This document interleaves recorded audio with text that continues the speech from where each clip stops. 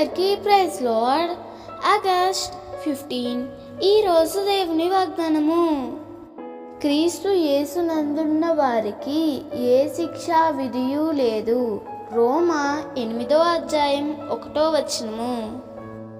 ఒకప్పుడు మన దేశం బ్రిటిష్ వారి బానిసత్వంలో మగ్గిపోతున్న పరిస్థితులలో ఎందరో గొప్పవారి త్యాగం వలన విడుదల లభ్యమైంది. అయితే ఈనాడు ఎందరో పాపపు బానిసత్వం కింద మగ్గిపోతూ విడుదల కొరకు తపిస్తున్న వారందరూ ఉన్నారు.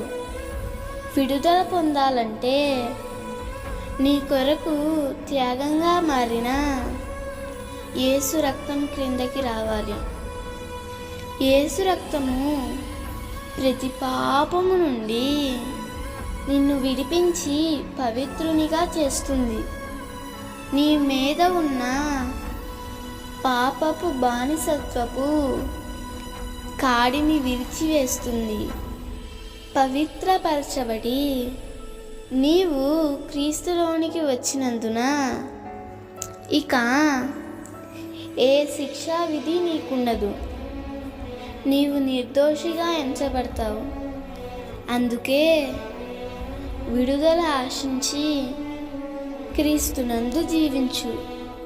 ప్రభువే నీకు పాప బానిసత్వంలో నుండి విడుదలిచ్చి స్వాతంత్రం అనుగ్రహించునుగాక. ఆమేన్.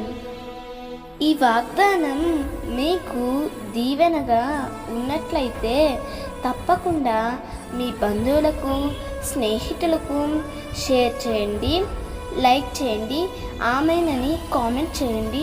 ప్రభు పనిలో పాలుభాగస్తులు కండి.